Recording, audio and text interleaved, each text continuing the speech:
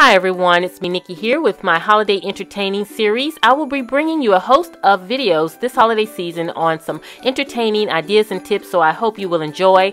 Today we're going to talk about how to host a cookie exchange. If you're not familiar with what a cookie exchange is, it's basically just a party together to exchange a ton of cookies.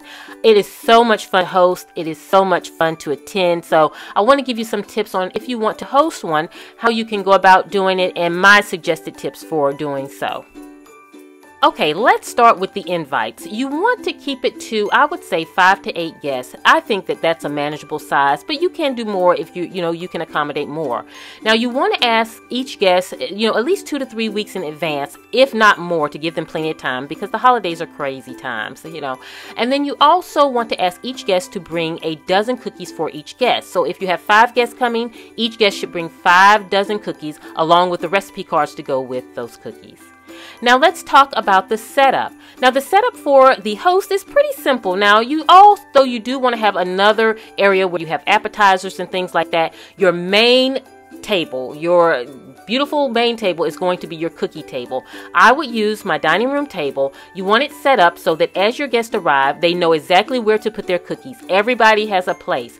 Now the table, I would recommend using these nickel plates that you get from the dollar store or Dollar Tree. They're only $1. They're made of nickel. They give that look of silver, but they're really beautiful. On a budget for $1, you can't beat it. I load up on them all the times. I've used them. You've seen them several years in my videos that I've used these a lot of times incorporated with my normal silver, and it's hard to tell the difference, so I like that.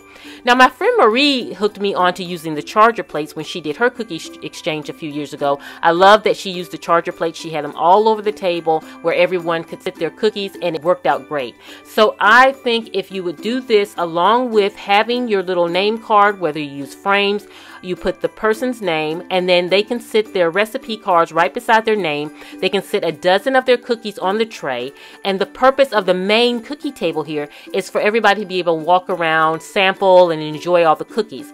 Now you're going to have a separate table somewhere else or in your kitchen with all of the cookies that are going to be taken home.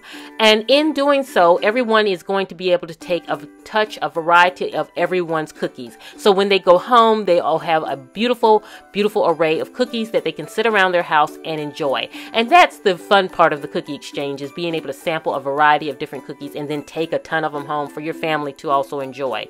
Now, in doing that, you want to be sure to have the cookie boxes on hand for your guests, along with ribbon to make it cutesy. But I would recommend going to your bakery and getting cake boxes because they're going to have a lot of cookies, and so you definitely want to be able to accommodate that. Now if you're having a very small cookie exchange, you can get Christmas stockings and then Ziploc bags and have them put it in that and put it in the stocking. But you would definitely, that's for a small scale cookie exchange, because trust me, you have a ton of cookies when you go home.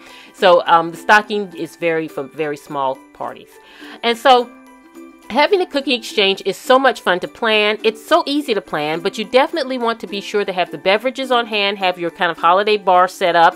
You also want to have appetizers maybe in the living room set up on the coffee table. Something very minimal, but something that is something other than the cookies, because you can get on sugar overload if that's all you're offering. So I hope you've enjoyed these tips. I want to thank you for watching. I want to thank my subscriber who actually requested that I do this video, and I'll be coming to you with several more holiday entertaining tips. And this is Nikki saying goodbye.